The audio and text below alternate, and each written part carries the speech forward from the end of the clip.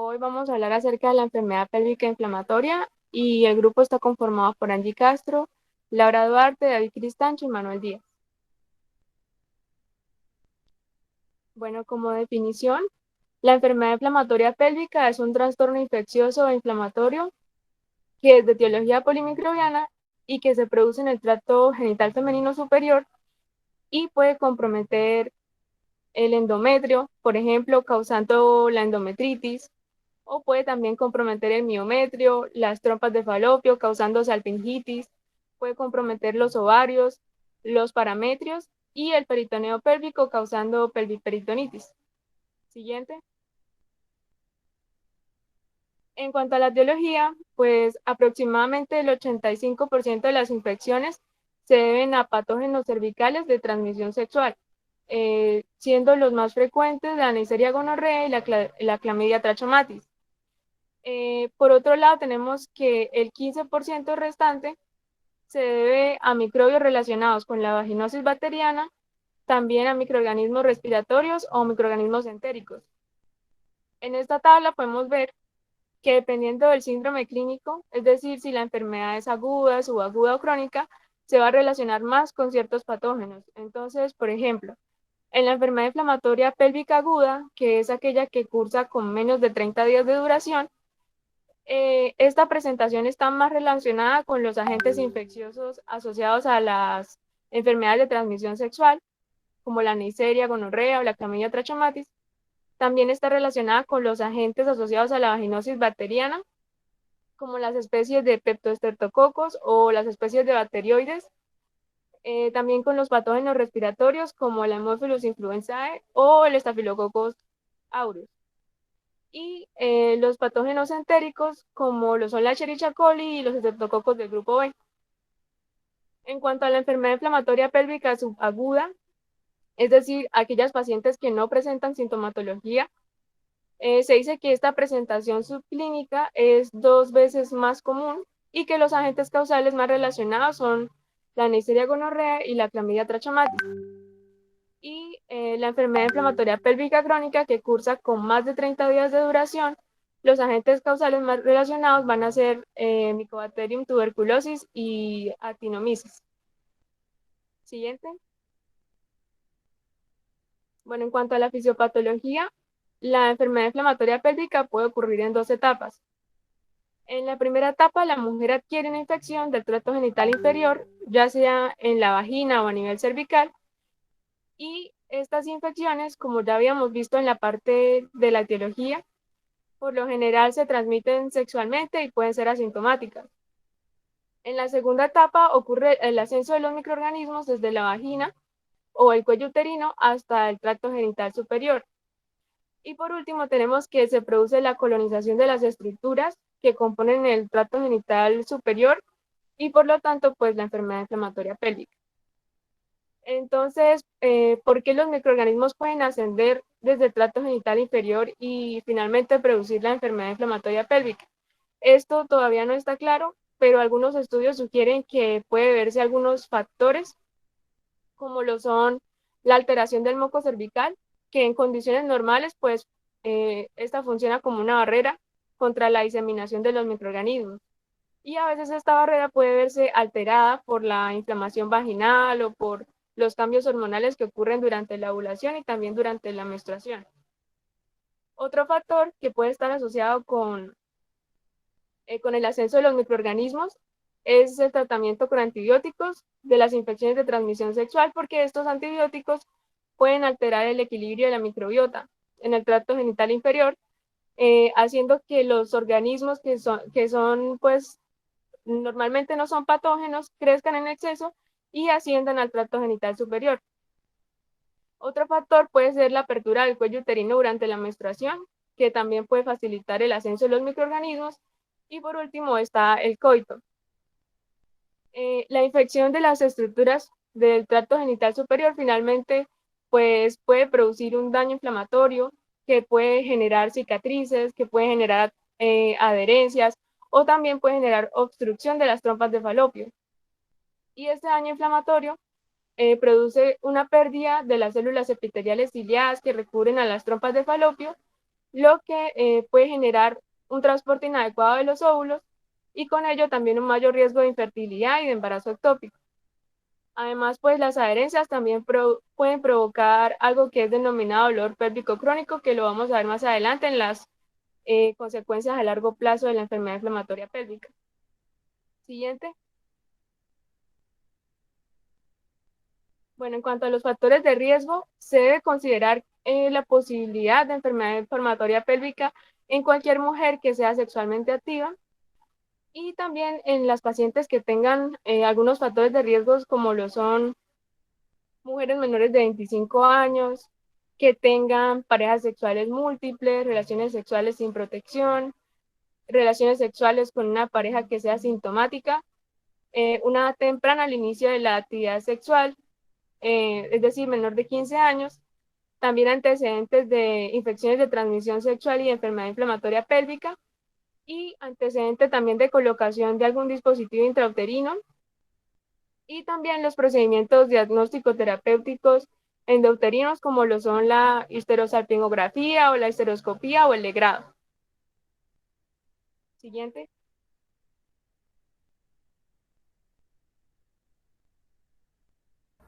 Bueno, vamos a continuar. Vamos a hablar acerca del diagnóstico y de la clínica de la enfermedad inflamatoria pélvica. Entonces vamos a arrancar con esta diapositiva en la que se encuentran los estadios clínicos de la enfermedad inflamatoria pélvica según Monif. Entonces, tenemos 4 estadios en los cuales el primero pues va a ser una salpingitis o endometritis todavía sin reacción peritoneal. Entonces es el comienzo de una infección, bien sea en los ovarios, que va a producir una salpingitis, o bien sea en el endometrio, que va a producir una endometritis, y que posteriormente va a desencadenar una respuesta inflamatoria una respuesta inflamatoria aguda más amplia y que se va a convertir en una salpingitis o en una endometritis con reacción peritoneal sin masas anexiales. En el estadio 3, lo que va a hacer la diferencia con el estadio 2 va a ser que va a haber la formación de un absceso, puede ser un absceso tubovárico o un absceso central del ovario.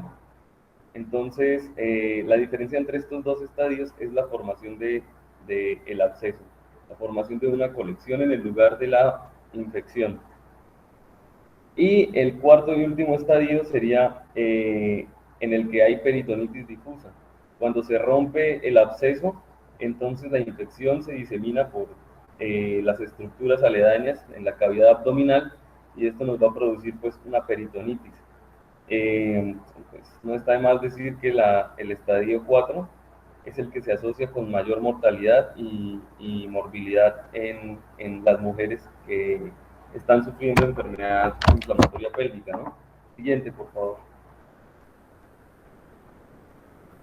En esta diapositiva, entonces, encontramos este cuadrito que nos, nos dice cuáles son los factores a tener en cuenta, los factores, digamos, los síntomas, los signos y síntomas para realizar el diagnóstico clínico. Entonces, ¿cuáles van a ser los más importantes? El dolor abdominal bajo, es decir, el dolor abdominal en el hipogastrio, que puede deberse al dolor anexial, puede ser también asociado a una dispareunia, es decir, que este dolor puede aparecer después de tener relaciones sexuales, durante las relaciones sexuales, y durante o después de la menstruación, que es lo que ocurre casi en el 95% de los casos. También puede estar asociado a un aumento en el flujo vaginal y a su vez este aumento en el flujo vaginal es asociado a un flujo con características anormales, a un flujo fétido, a un flujo con una coloración anormal, un flujo que puede ser mucopurulento y fétido. Entonces, el aumento del flujo y el cambio en las características del flujo es otro de los factores para realizar el diagnóstico clínico. El sangrado, un sangrado anormal, una metrorragia, como un sangrado intermenstrual. Esto ocurre en el 45% de los casos y también es un signo que nos permite diagnosticar la enfermedad pélvica inflamatoria cuando se asocia con alguno de los anteriores. Los vómitos, que son menos frecuentes en un 14%, la fiebre, desde luego, que es un signo clásico de, de que los pacientes eh, están cursando una infección, y el dolor en el hipocondrio derecho. Esto puede ocurrir debido al síndrome de Pitt-Hughes-Curtis, que este síndrome hace referencia a una perihepatitis asociada a la enfermedad pélvica inflamatoria. Esto ocurre cuando el proceso infeccioso que se lleva a cabo, bien sea en el endometrio, en los ovarios, o en cualquier estructura del útero, entonces afecta la cápsula hepática y al peritoneo adyacente. Entonces lo que ocurre es que hay un edema del peritoneo y pues lo que va a producir es dolor.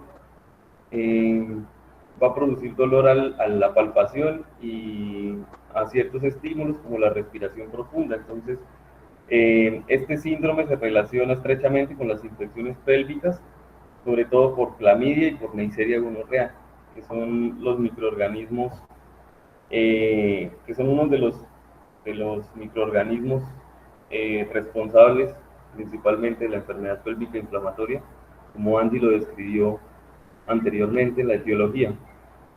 El siguiente, por favor. Entonces encontramos aquí los criterios de Hager que nos permiten eh, hacer el diagnóstico de la enfermedad pélvica inflamatoria. Entonces tenemos unos criterios mayores y unos criterios menores. Entonces en los criterios mayores encontramos, bueno, en estos criterios de Hager encontramos los criterios diagnósticos, los criterios para el diagnóstico clínico que acabamos de describir, pero entonces acá eh, les vamos a dar un valor diagnóstico. Entonces, los criterios mayores serían la presencia del dolor abdominal en el hipogastrio, dolor a la movilización cervical durante la exploración vaginal. Esto también cuando se está realizando una ecografía transvaginal para realizar el posible diagnóstico, cuando el operador mueve el equipo para realizar la movilización de de los ovarios o del útero. Esto también va a generar un dolor. Dolor anexial en la exploración abdominal durante la palpación. Al realizar la palpación en el hipogastrio e incluso en las fosas ilíacas, puede haber dolor asociado al edema de los tejidos anexiales. Y desde luego una ecografía que no sugiere otra patología. Entonces, al descartarse los diagnósticos diferenciales, pues podemos realizar un diagnóstico seguro de enfermedad pélvica inflamatoria. Los otros son los criterios menores, que son la temperatura superior a 38 grados, pero como sabemos, pues la fiebre es un signo muy inespecífico. La leucocitosis superior a los 10.000 leucocitos. Este también es otro signo de infección, pero muy ambiguo. Digamos, en cualquier infección se cursa con fiebre y se cursa con leucocitosis. La BSG elevada, esto es importante, digamos, esto lo podemos evidenciar en el cuadro hemático y es importante tenerlo en cuenta. La tinción de exudado intracervical puede evidenciar la presencia de los microorganismos responsables de la infección. Entonces podemos, durante la tinción, se hace una tinción de Gram y se pone en el microscopio y podemos observar bien sea los cocos de la Neisseria gonorrheae o bien sea, digamos, acercarnos a un diagnóstico etiológico gracias a las características morfológicas de los microorganismos. Bien.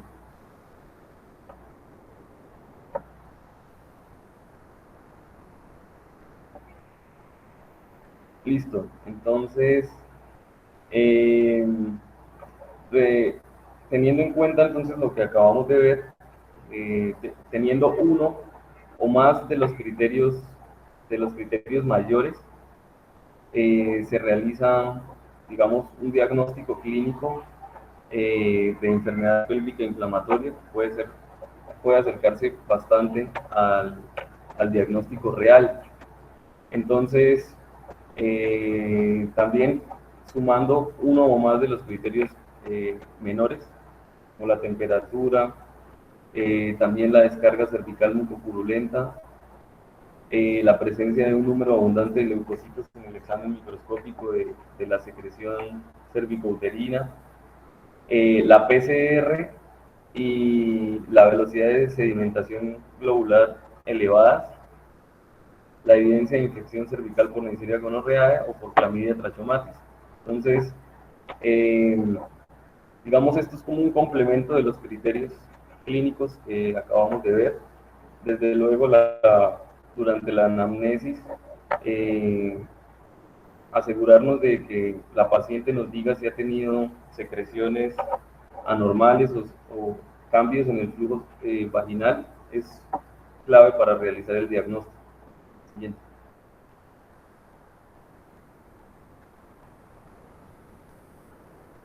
Listo, entonces los criterios más específicos para el diagnóstico de la enfermedad pélvica inflamatoria incluyen una biopsia endometrial en la cual se pueden observar signos de endometritis. Esta se puede realizar por medio de la aspiración con una cánula endometrial en la que se toma una muestra del endometrio para poder estudiarla y realizar un diagnóstico exacto. La ecografía transvaginal o también la resonancia magnética, en la cual vamos a poder evidenciar el edema de las trompas con un contenido líquido, con o sin líquido libre en la cavidad pélvica. Esto hace referencia también a los estadios de la salpingitis que veíamos al principio. Entonces, este, en la ecografía transvaginal y en la resonancia magnética vamos a poder ver si hay colecciones o abscesos formados en estructuras y si hay líquido libre en la cavidad abdominal por ruptura de estos abscesos. Asimismo, también se puede observar que no haya perforaciones de las trompas o anomalías en, en el complejo tubovárico. Y hallazgos laparoscópicos consistentes con enfermedad pélvica inflamatoria. Recordemos que otro de los métodos diagnósticos es considerado de hecho el gold standard, es la laparoscopia diagnóstica. Entonces vamos a ver más adelante en qué consiste. Entonces la laparoscopia diagnóstica, como les dije, se considera el gold standard en el diagnóstico, ya que los hallazgos realizados durante este procedimiento son definitivos para el diagnóstico. Entonces, en el 75% de las mujeres que tienen diagnóstico de EPI confirmado fue a través de la laparoscopia. Hay una gran mejora en la precisión diagnóstica y se determina con mayor exactitud cuál es la gravedad y el estadio de la enfermedad. Desde luego permite tomar muestras para los cultivos y para aislar los microorganismos. Y la única desventaja que tiene es que no se puede detectar la endometriosis o la inflamación tuvárica temprana. La siguiente, por favor.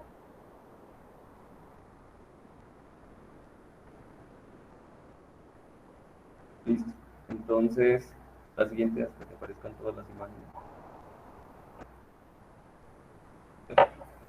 Entonces acá tenemos la clasificación laparoscópica para poder clasificar los hallazgos hechos en la laparoscopia diagnóstica. Entonces está el grado 1 o el grado o el más leve, en el que vamos a encontrar eritema, edema, vamos a hallar trompas que se mueven libremente, que no hay presencia de exudados purulentos, ni de abscesos, ni colecciones. Ese es el grado 1, el más leve. El grado 2 o moderado sería una laparoscopia en la cual hallamos eritema, un edema más marcado, ¿sí? Un edema eh, más avanzado, material purulento en alguna de las estructuras, presencia de edemas, de abscesos o de colecciones. No hay un movimiento libre de las trompas y las fimbrias puede que ya no sean evidentes debido al edema, a la severa inflamación. Y en el estadio 3, en el grado 3 o severa, entonces lo que va a haber es presencia de absceso o de colecciones en las trompas o en el endometrio. La siguiente, por favor. Bueno, acá entonces hay un video de la realización de una laparoscopia diagnóstica para realizar el diagnóstico de enfermedad pélvica inflamatoria. En este caso, podemos evidenciar que diagnostican una EPI grado 3 o severa, ya van a darse cuenta.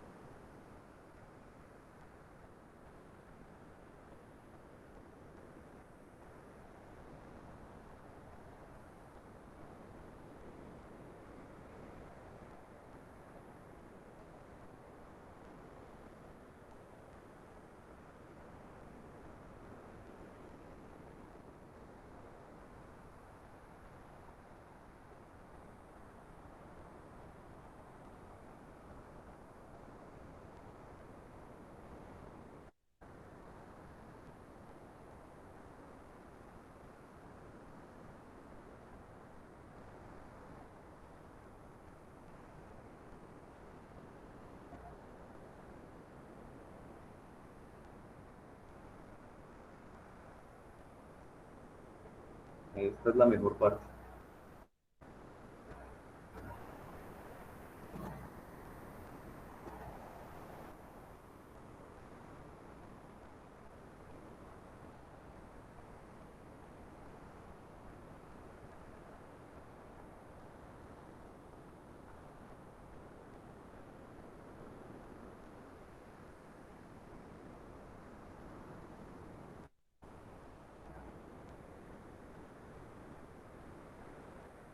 Entonces ahí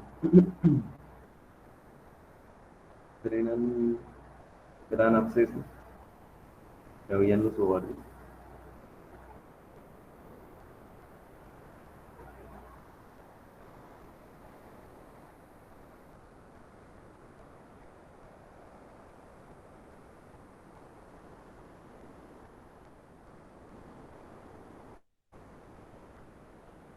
Lo primero que hicieron fue tomar la muestra.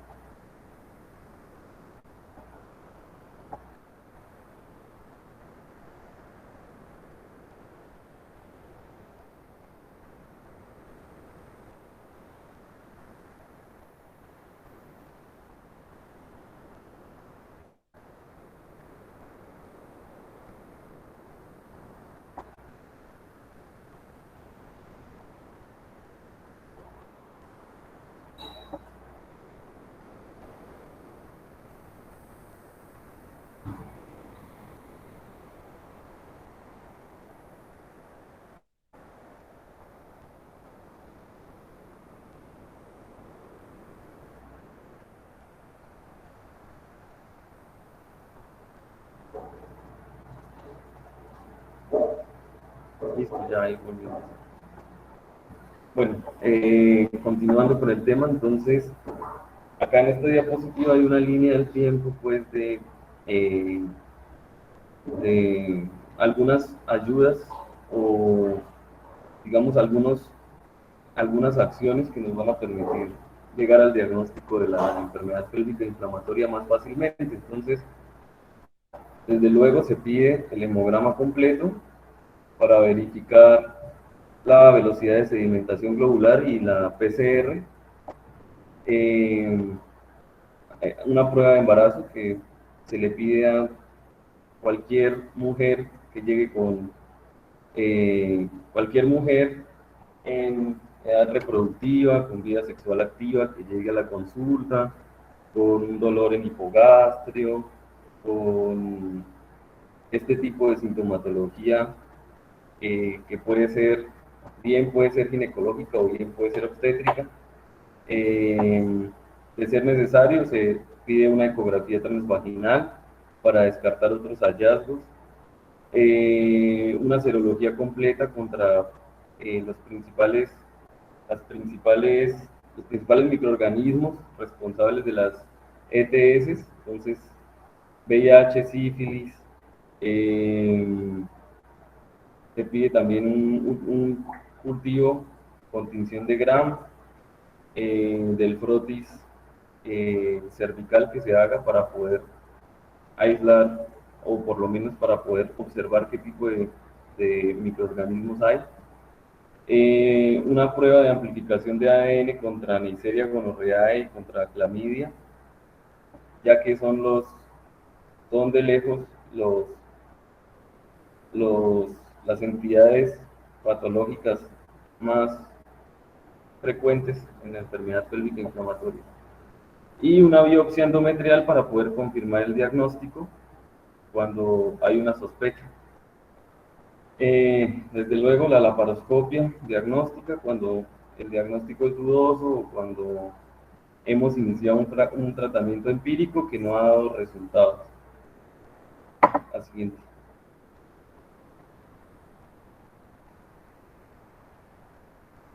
Y finalmente, pues no olvidar el diagnóstico diferencial. La enfermedad pélvica inflamatoria, pues como vimos, clínicamente tiene unos signos y síntomas que son algo ambiguos, entonces hay que descartar algunas enfermedades ginecobstétricas como un embarazo ectópico, como una amenaza de aborto, como una endometriosis, una ruptura o torsión de quiste o de tumor ovárico, un pólipo o alguna neoplasia del tracto digestivo y una adherencia por una cirugía previa, también puede ocurrir.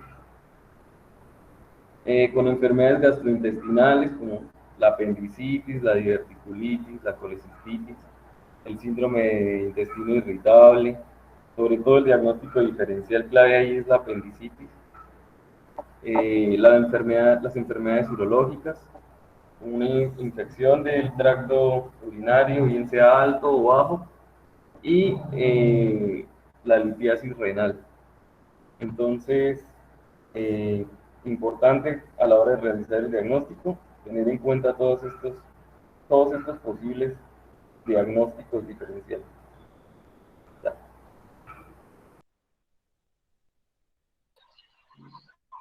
Bueno, buenas noches.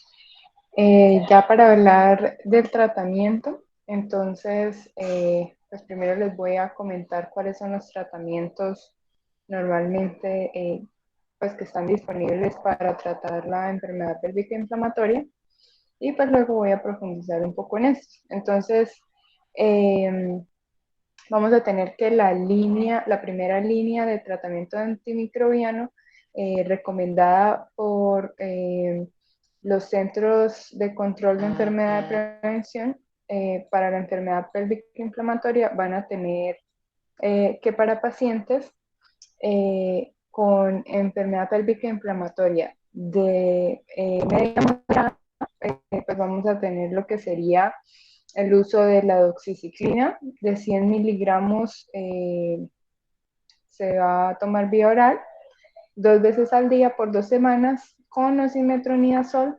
500 miligramos 2 veces al día, también por 2 semanas.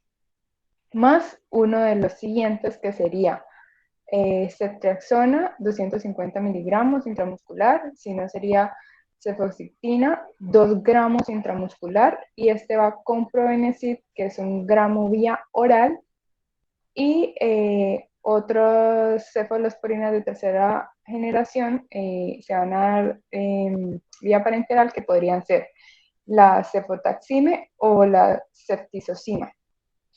Y en pacientes con enfermedad pélvica inflamatoria moderada severa que tengan o no un absceso tubovárico, se va a administrar lo que sería cefotetán, 2 gramos intravenoso cada 12 horas, más doxiciclina, 100 miligramos vía oral o intravenoso cada 12 horas.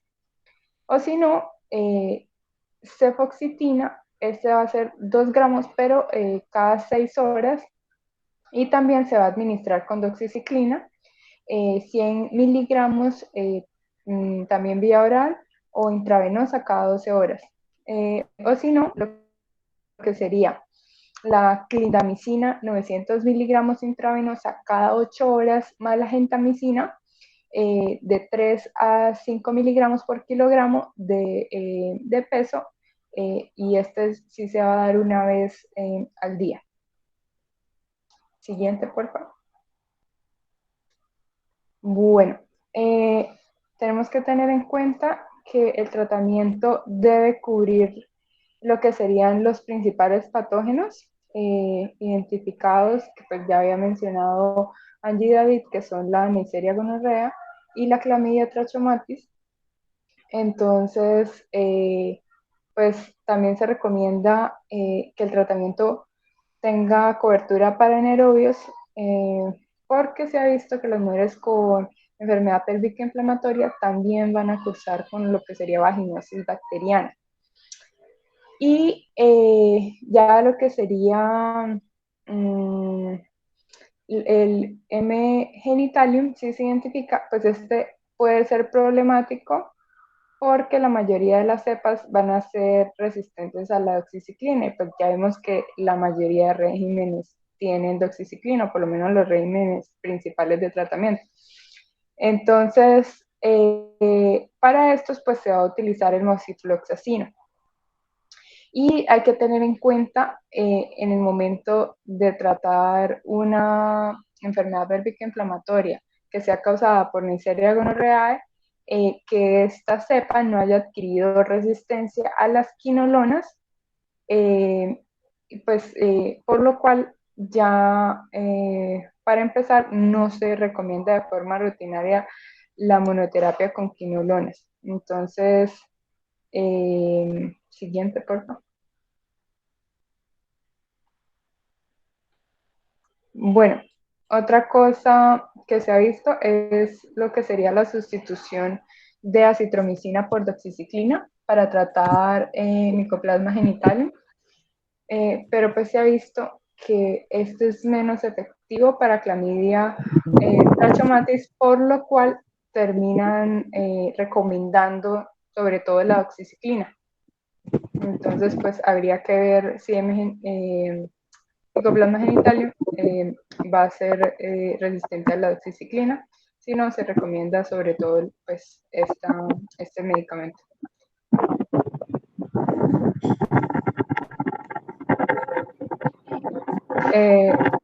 Bueno, lo que sería un estudio, bueno, se realizó un estudio que evalúa la enfermedad pélvica inflamatoria y salud clínica, el cual mostró que entre las mujeres con enfermedad pélvica inflamatoria de leve a moderada, la eficacia como tal de lo que sería la cefoxitina más la doxiciclina, con respecto a lo que serían las complicaciones de corto a largo plazo, fue similar en pacientes hospitalizadas, tanto hospitalizadas como en entornos ambulatorios. Y hay que tener en cuenta también lo que serían los motivos de hospitalización por enfermedad pélvica inflamatoria, que van a incluir lo que sería embarazo, incapacidad para descartar diagnósticos, enfermedad grave combinada con incapacidad para tomar medicamentos orales, o si ya se ve la presencia de un absceso tubárico. Siguiente, por favor. Diego, creo que tiene prendido el micrófono.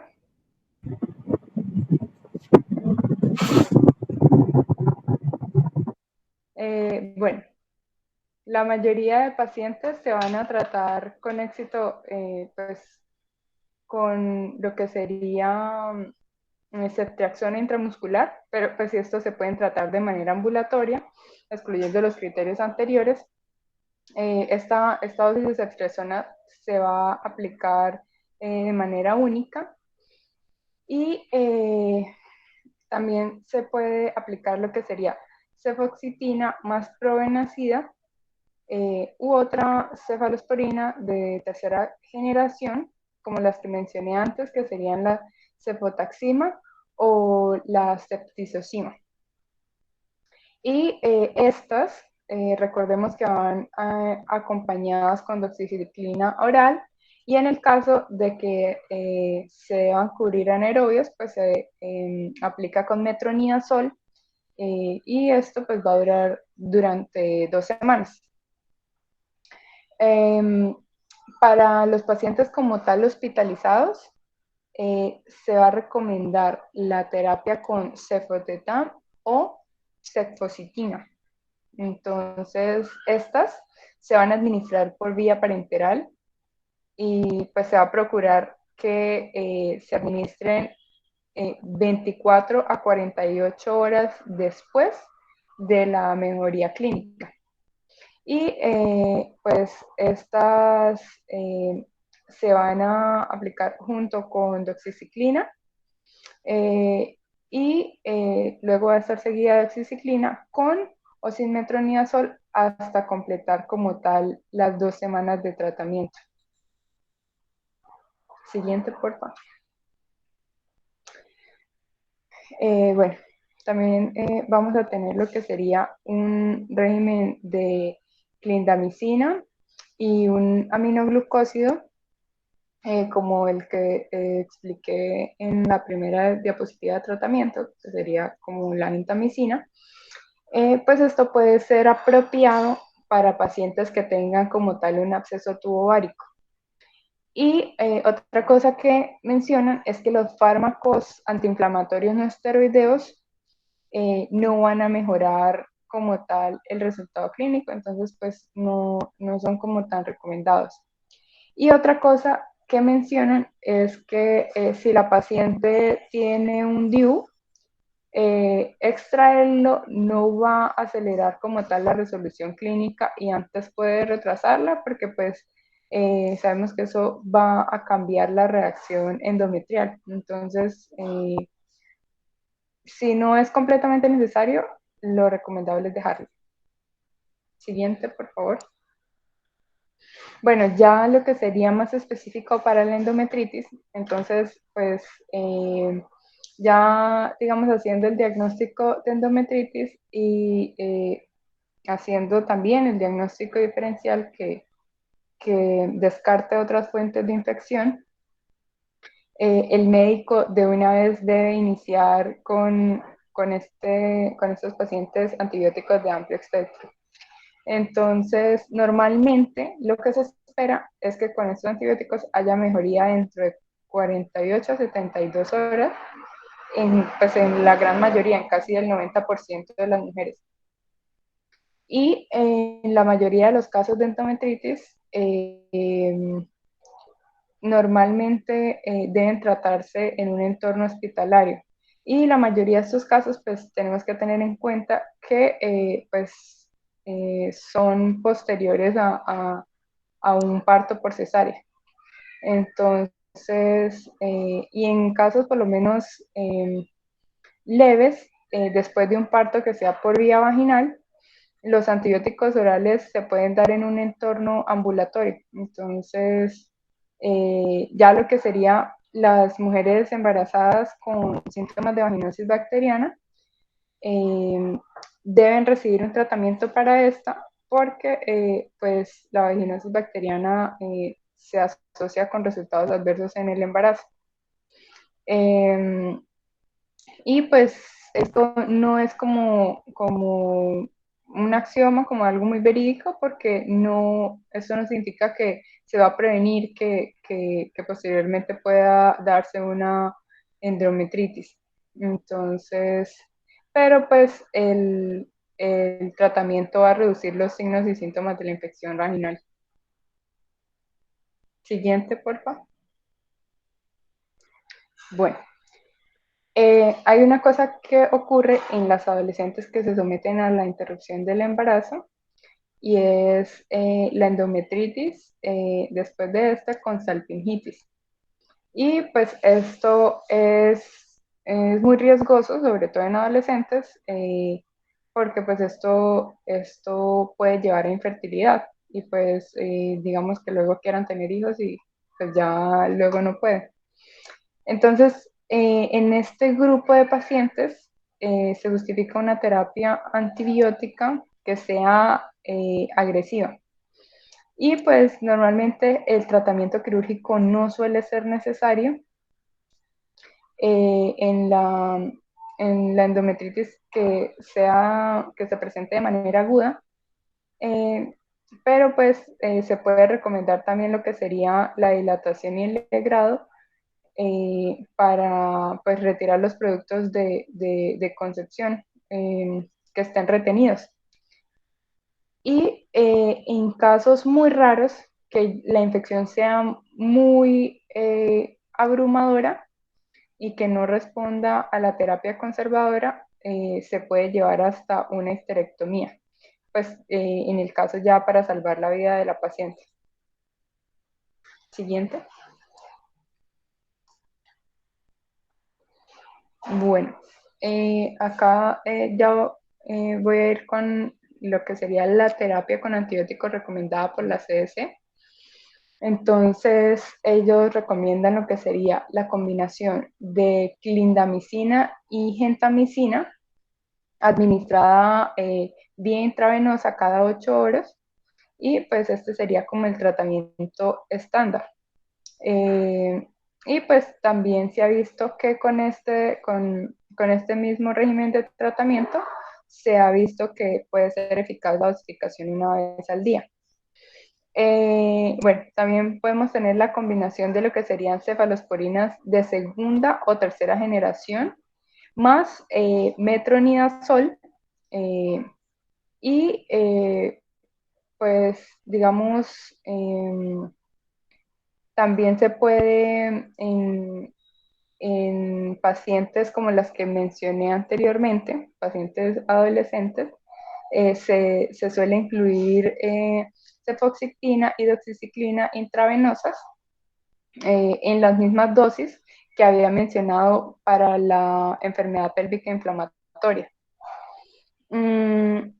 También ha surgido como una tendencia a una terapia de un solo antibiótico de amplio espectro y estos agentes pues suelen ser eficaces en el 80 al 90% de los pacientes.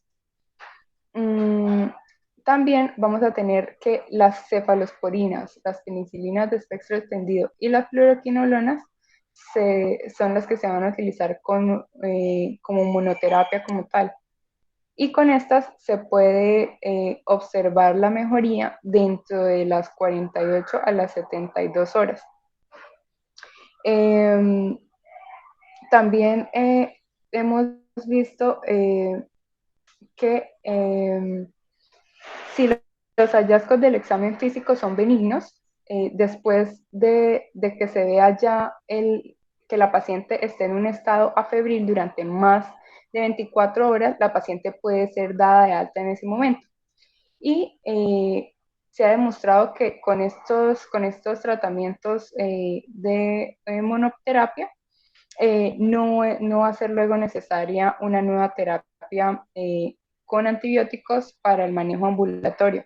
Entonces, pero pues ya si este periodo de 48 a 72 horas la paciente no mejora, ya se entraría a mirar complicaciones como un absceso, porque pues como vemos el 80 al 90% de las pacientes deben mejorar. Siguiente, por favor. Bueno, hay algo que mencionan como profilaxis y es que como tal el uso de antibióticos profilácticos van a reducir la incidencia de morbilidad febril postparto en pacientes que sean sometidas a cesárea. También se recomienda una administración de antibióticos antes de la incisión en la piel en lugar de después del pinzamiento del cordón, pero pues se está utilizando como tal evaluar lo que sería la aplicación tanto antes como después. Entonces, por ejemplo, el uso de regímenes de espectro extendido como una cefalosporina más acitromicina o metronidazol después del el pinzamiento del cordón y también se puede mirar lo que sería la profilaxis de espectro estrecho administrada antes de la incisión de la pared, como había mencionado. Entonces, en eso sería la mezcla de cefazolina más acitromicina antes de la incisión de la piel y esta puede ser con cefazolina después del pinzamiento del cordón, pero pues he visto que la cefazolina más acitromicina antes es más efectiva que, o tiene la misma efectividad que las dos, entonces pues sigue siendo como lo más recomendado antes de la incisión aplicar este espectro de antibióticos. Y otra cosa que recomienda es lo que sería la preparación vaginal de povidona ayudada antes del parto, pues esta parece disminuir la incidencia de endometritis.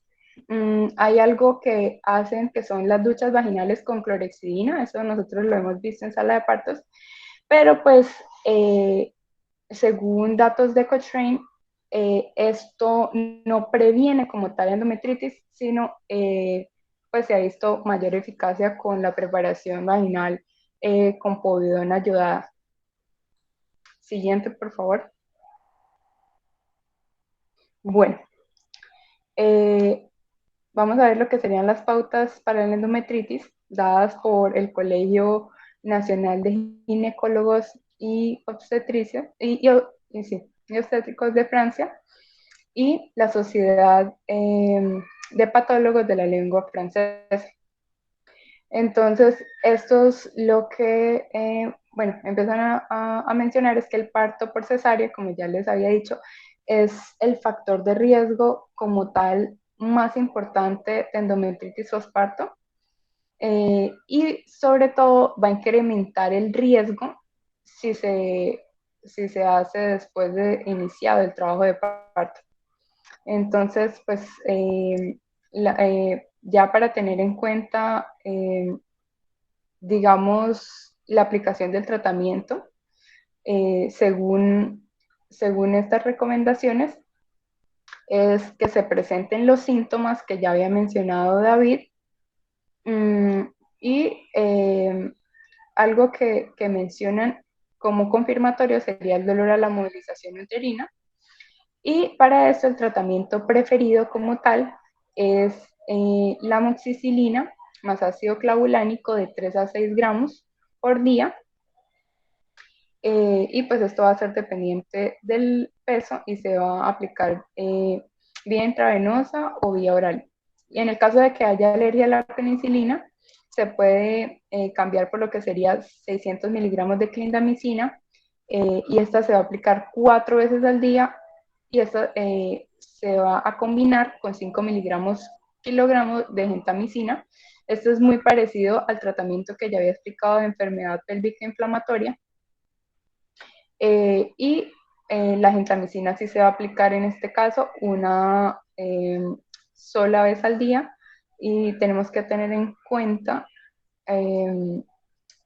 que para aplicar la gentamicina hay que tener precaución con mujeres que estén amamantando.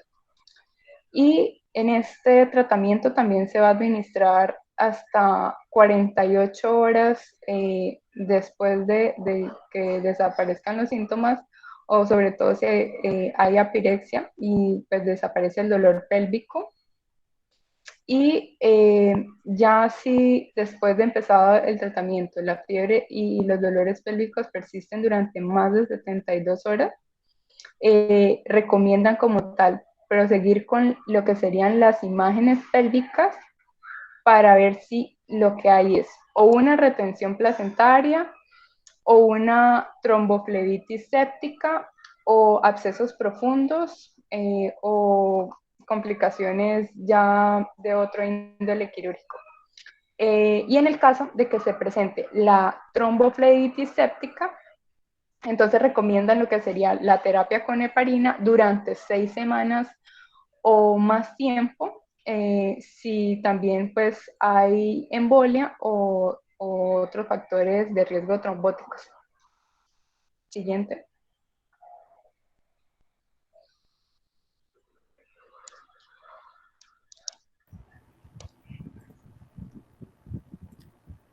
Bien, entonces, siguiendo con el tema, tenemos entonces las complicaciones y las secuelas.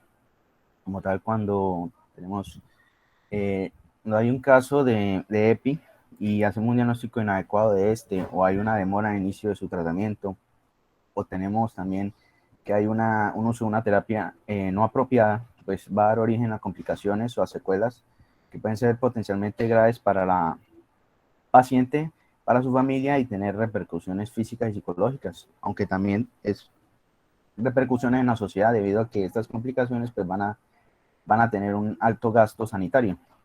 Entonces la más importante, la complicación aguda más importante, es la rotura de acceso tubovárico. Como tal, esta complicación puede comprometer la vida de la paciente porque puede llevar a una complicación más grave, que es la peritonitis severa, y a la existencia de la perihepatitis o el síndrome de Fitz-Hugh-Curtis, que ya lo vimos, que es el cuadro que consiste en la inflamación de la cápsula hepática y del peritoneo, y se forman las adherencias y demás. Como tal, pues ese tratamiento de esta entidad es clínico, ya lo vimos, Laura lo mencionó. Siguiendo tenemos la hidrosalpins, el hidrosalpins, que es una alteración de las trompas de falopio, que se va a caracterizar es por la obstrucción y la acumulación de líquido en sus extremos. Normalmente una vez que la EPI resuelve, pues las trompas de falopio se pueden bloquear y entonces se llenan de líquido estéril y se agrandan e inflaman, y entonces se forma un hidrosalpins. Normalmente esto se asocia mucho con lo que es el dolor abdominal bajo, o puede también llegar a ser asintomático. Tenemos otra complicación, que es el daño tuárico. Como tal, es causada por la EPI, que aumenta también el riesgo de embarazo ectópico. Normalmente esto lo que hace es que se aumenten unas enzimas que aumenta la probabilidad de que se forme un embarazo ectópico, también por lo que se asocia mucho al síndrome de Fitz-Hugh-Curtis debido a las adherencias que hacen también el daño tuárico, y también aumentan también la probabilidad del embarazo ectópico.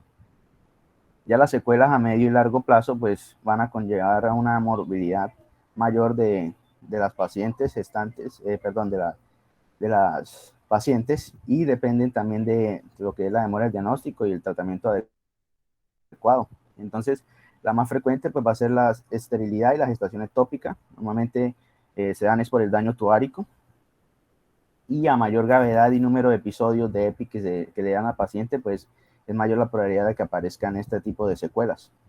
Normalmente el agente causal o los agentes causales que están más frecuentemente implicados pues va a ser la clamidia trachomatis. Y otra consecuencia o secuela va a ser el dolor pélvico crónico, que este va a ser secundario al síndrome adherencial, síndrome de Fitz-Hugh-Curtis. Y entonces se va a definir es como un dolor menstrual o no menstrual, al menos una duración de 6 meses, y que va a ocurrir debajo del ombligo. Y lo que lo caracteriza es que es lo suficientemente grave como para causar incluso discapacidad funcional de la paciente.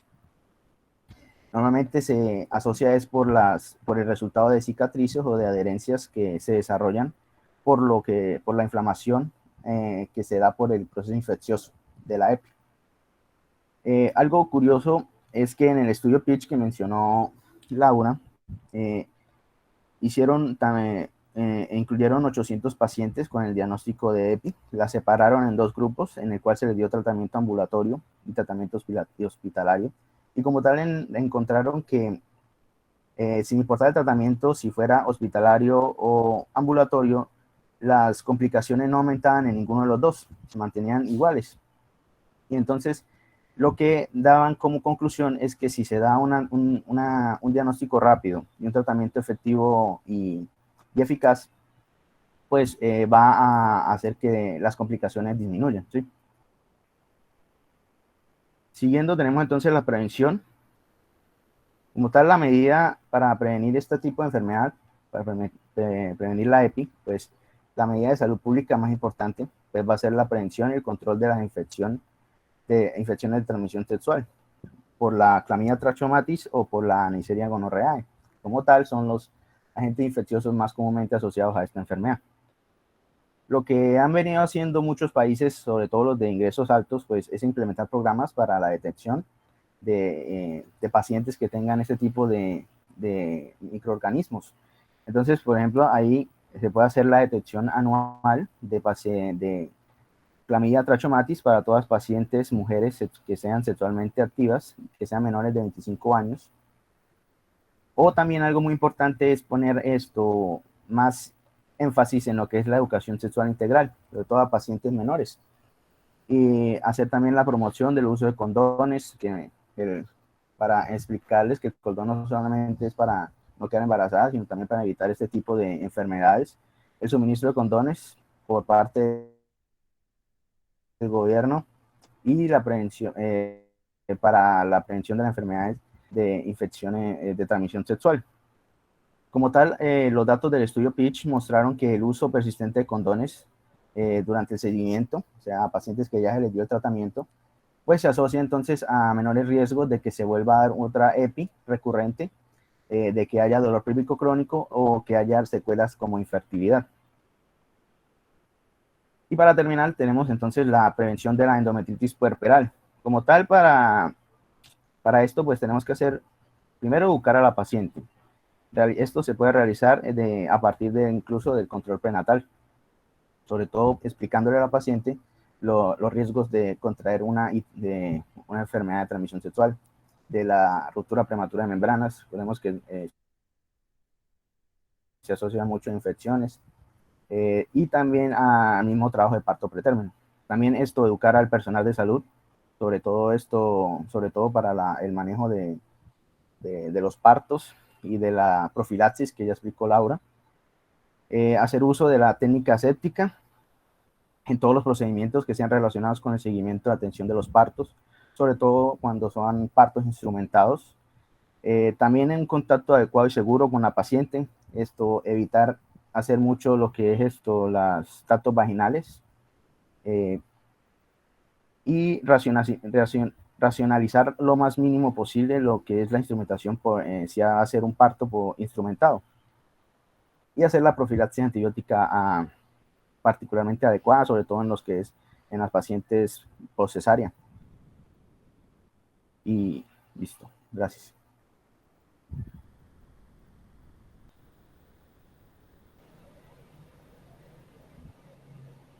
¿Listos? ¿Comentarios? ¿Alguien quiere agregar algo? ¿Alguna pregunta, alguna duda?